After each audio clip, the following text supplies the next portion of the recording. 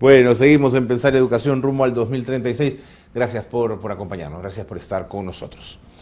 Bueno, se las había presentado antes de la pausa, la tengo aquí conmigo ya en la mesa de conversación.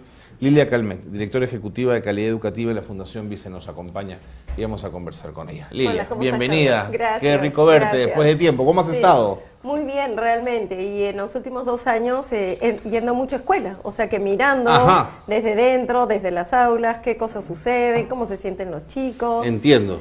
En los 3 niveles, ¿ah? Y bueno, varias de las cosas que plantean de secundaria uno las va viendo, ¿no? A veces chicos, chicas que no entienden muy bien por qué tienen que estudiar lo que tienen que estudiar, no encuentran mucho el sentido de varias de las cosas que hacen. Pero bueno, ya andamos. ¿Y eso qué significa, Lila? ¿Significa reformular la secundaria? ¿Reformularnos los adultos en nuestra relación con la secundaria? ¿Cómo reinterpretamos todo esto? Mira, yo creo que lo primero, y en eso estoy de acuerdo con lo que ha dicho la directora de la secundaria, yo creo que hay que dejar de pensar la secundaria como un paso hacia. De acuerdo. ¿No? Y yo creo que hay que retomar el concepto de educación básica. O sea, el país tiene una educación básica que tiene 3 niveles y la secundaria es parte de la educación básica. Es decir, no es propedéutica, cómo hacemos para que entre a la universidad, sino cómo la pensamos y la imaginamos y cómo imaginamos trabajar con adolescentes. Yo creo que en eso, en el país se están desarrollando varias corrientes, desde UNICEF, desde UNESCO, de personas que realmente intentan entender más qué es ser adolescente en el Perú, o sea, no solo es ser adolescente en general, qué es adolescente en el Perú, cuáles son sus intereses, qué cosa quieren trabajar y acompañarlos en eso. Es decir, permanentemente estamos imaginando qué tienen que hacer en el futuro y no estamos imaginando por el momento en que están viviendo. Es un momento clave donde se van alejando de nosotros los adolescentes, lo cual es sano. Es un momento donde los grupos de referencia son importantes. Totalmente. Y tienen que haber desarrollado pensamiento crítico, pero asimilar, digamos, cómo vivir en un grupo con que de repente no voy a estar de acuerdo y voy a poder decir que no. Entonces, y eso que decía la siguiente persona que participó, que decía algo así como los acostumbramos a que nos hagan caso en todo. Sí, Anabela del Busto decía. Anabela, sí, claro. Exactamente, ¿no? Nos acostumbramos a que nos hagan. Es como que hay veces nos sentimos contentos con decir, no decimos exactamente la palabra, pero asimilamos mucho esta idea de que son obedientes, ¿no? ¿Qué significa ser un buen chico, decimos, ¿no? Pero y estamos imaginando que un buen chico es porque nos hace caso en todo. Claro. ¿No? Y yo creo que ahí ya las investigaciones están, digamos, demostrándonos que el pensamiento crítico, por ejemplo, es esencial. Evidentemente se desarrolla, las bases están en cuando somos más pequeños, pero yo creo que esta edad entre los 12 y los 17 años, entre los 3 y 17, el poder realmente formarnos en un pensamiento crítico que nos permita entender el mundo donde vivimos, que nos permita entender las acciones que hacemos, las cosas que opinamos, me parece que es decisivo, ¿no? Y lo decía también, Lilia, no sé si estarás de acuerdo conmigo, el señor Bastante del Concité, cuando decía, las cosas técnicas las van a aprender acá, digamos, eso no es problema, eso se los vamos a enseñar después, sino que tienen que venir con otra cosa de base. El tema, hay mucha discusión, ¿no? Y no solo había una discusión acá en el Perú, en realidad es una discusión que se da en varias partes del mundo sobre si la educación secundaria tiene que aportar un desarrollo técnico. Y ahí hay varias cosas que discutir, ¿no es cierto? Primero es si el Estado puede estar tan a la velocidad donde se dan los cambios técnicos. ¿Es esa la función del Estado? ¿Es esa la función de la escuela? Porque muchas veces lo que sucede es que los preparamos en algunos oficios técnicos que cuando salen ya no existen. De acuerdo. ¿No? Por otro lado, esos oficios se demoran mucho en ser realmente preparados en eso, o finalmente, ni siquiera yendo a un instituto superior, cuando comienzan a trabajar, algunas empresas, por ejemplo, deciden no. Cuando entran acá, yo me dedico 6 meses y con 6 meses lo preparo específicamente para lo que yo necesito, claro, de acuerdo. Pero ¿qué necesitamos? Necesitamos habilidades para la vida. Por eso es que si tú ves la Ley General de Educación, ahí se apuesta por una educación integral, ¿no es cierto?, donde el director de TechSoup decía, hay que trabajar, decía él, como habilidades sociales, ¿no? Y aterriza eso. ¿De qué estaba hablando cuando decía habilidades sociales? Lo que pasa es que comúnmente se llaman así como las habilidades duras y las habilidades blandas. Claro, es exactamente, ¿no? Pero cuando estamos hablando de habilidades blandas se refieren a aquellas, le llaman blandas porque no sabemos exactamente cómo medirlas, claro, y se van desarrollando en el día a día conforme a lo que vivimos. Conforme cómo nos acompañan. De una forma casi desordenada, ¿no es cierto? Y que en realidad tiene que ver con, teóricamente se conocen como las habilidades socioemocionales. De acuerdo.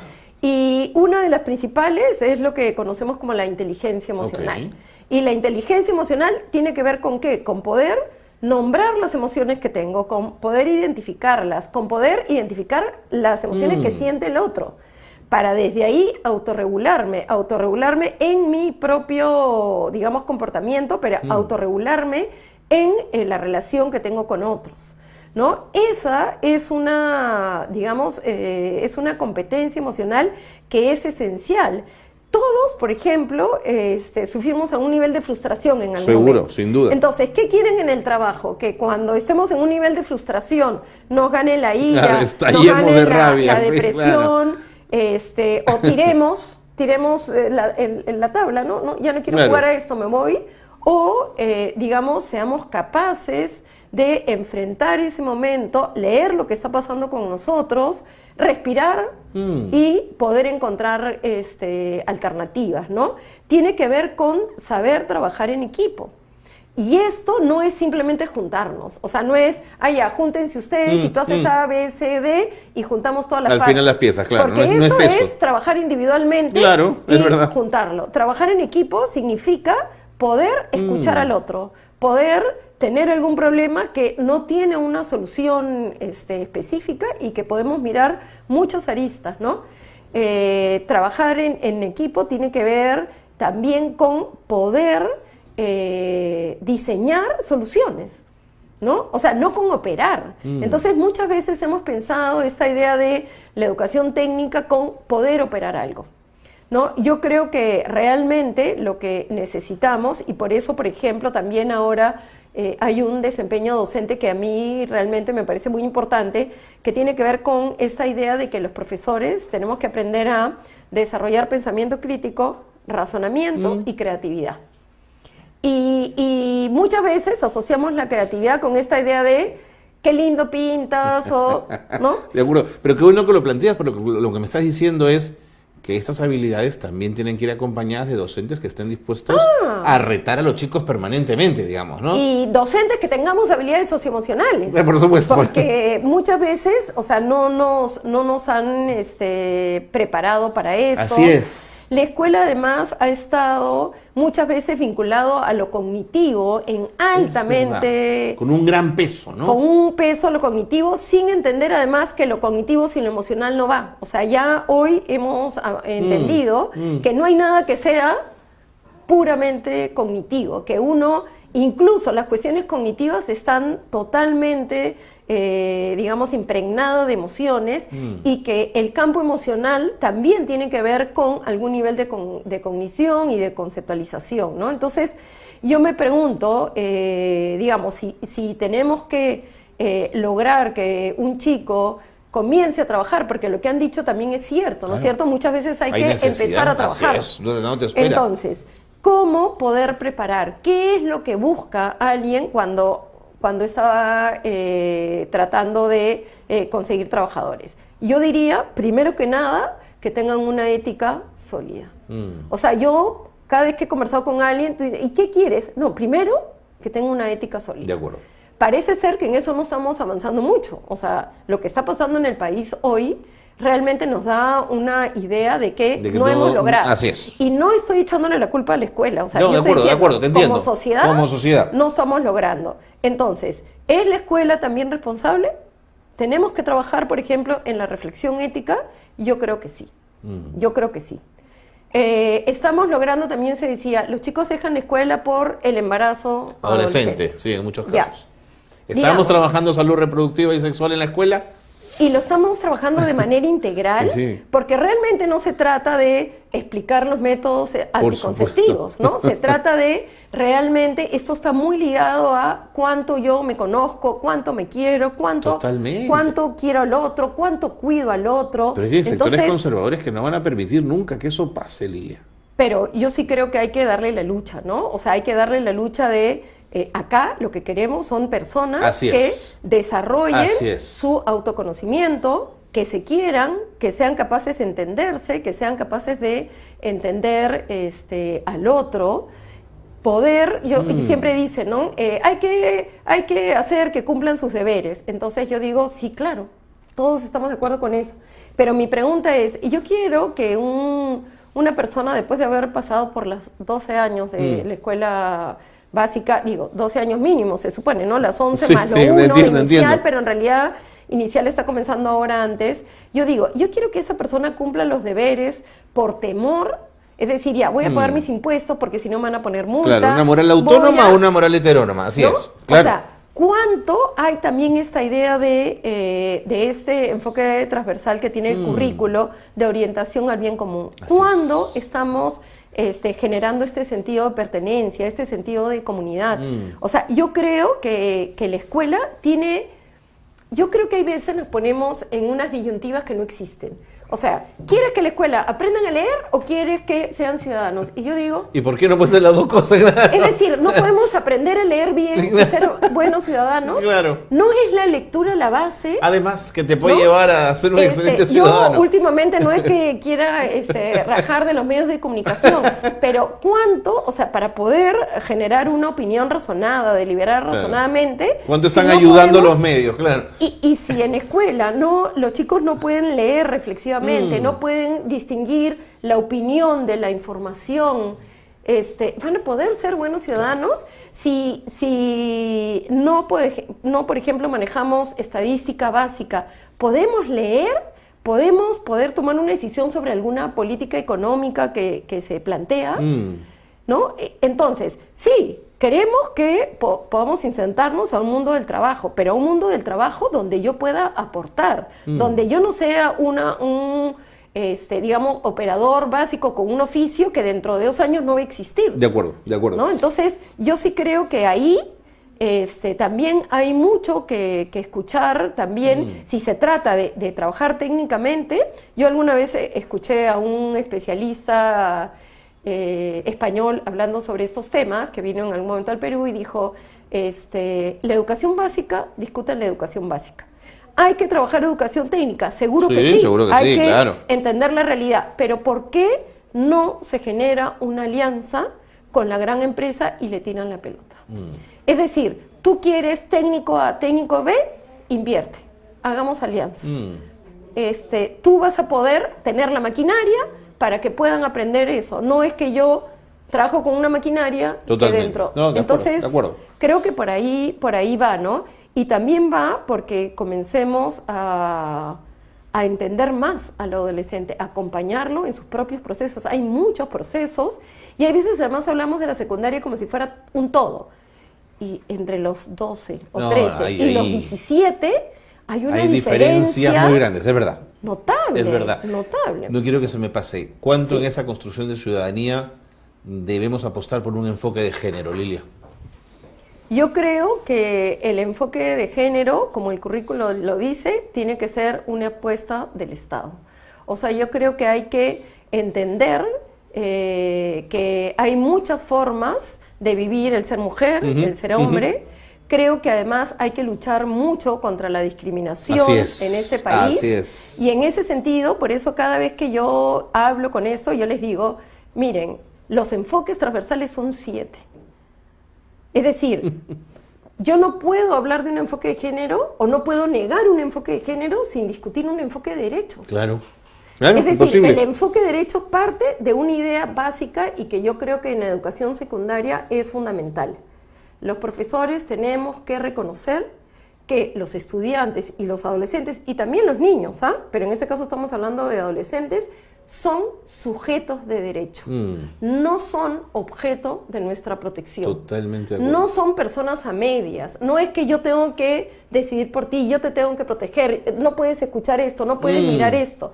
Es decir, son personas completas a las cuales tenemos que acompañar, reconocerlas, y como dice el currículo, y en realidad como dice cualquier declaración de derechos, lo primero que tenemos que reconocer es que todos nosotros somos sujetos de derechos. Desde ahí tenemos que pensar, tenemos que ver cuáles son las necesidades adolescentes. Y si ellos dicen, necesito insertarme en el mundo del trabajo, ¿cómo te puedo ayudar? ¿En qué podemos mirarlo? Pero además necesitamos que puedas ser feliz, necesitamos que puedas controlar tus emociones. Totalmente. ¿No?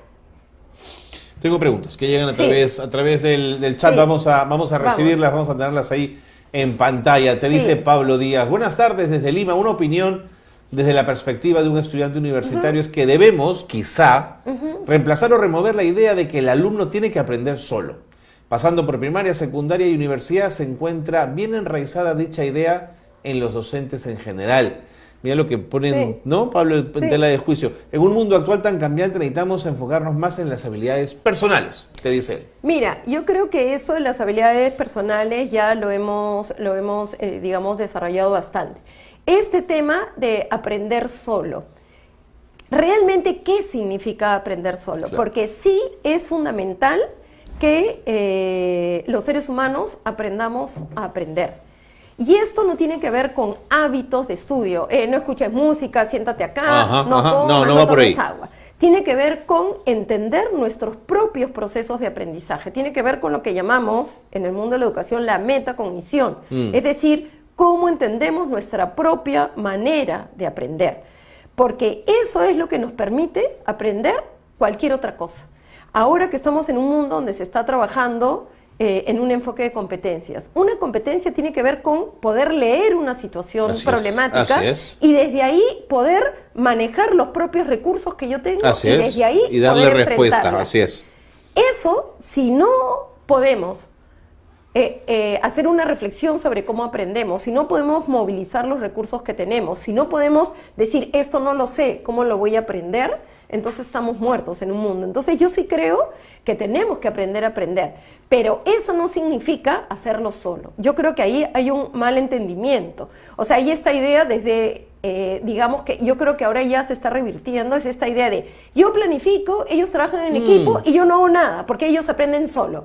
El constructivismo es que cada uno construya su aprendizaje.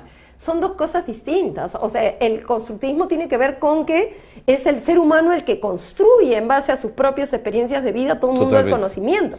Pero no quiere decir que no es acompañado por otros, no es acompañado por un docente que facilita una serie de es un facilitador, ¿no? De acuerdo. Y en el mundo universitario yo creo que también eso es. No es que yo te dejo solo y mira tú cómo lo haces, ¿no? Tengo más preguntas para Lelia Calmeta. A través del chat dice Gabriela Torres, imaginar lo que necesitan los jóvenes para su futuro profesional en el plano técnico profesional es muy difícil por el tema del cambio tecnológico y social. Lo que se impone, dice ella, es lo que dice la entrevista. Necesitan una formación para enfrentar la vida en toma de decisiones, en capacidad de comunicar ideas claras, de interactuar con sus pares y con no pares y resolver problemas. Que era justo lo que estabas planteando. O sea, por ejemplo, la asertividad.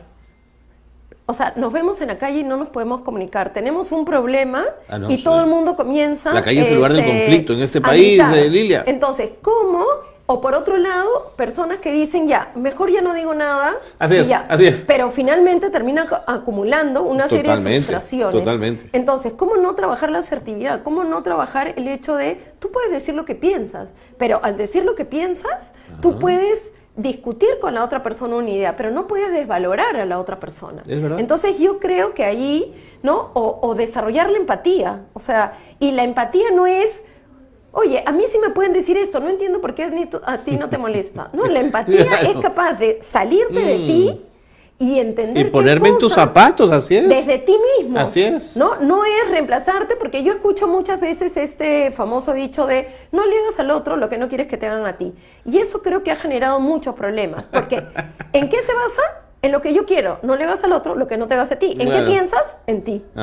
Y entonces esta capacidad que también tiene que ver con estas habilidades socioemocionales que hablamos, era esta idea.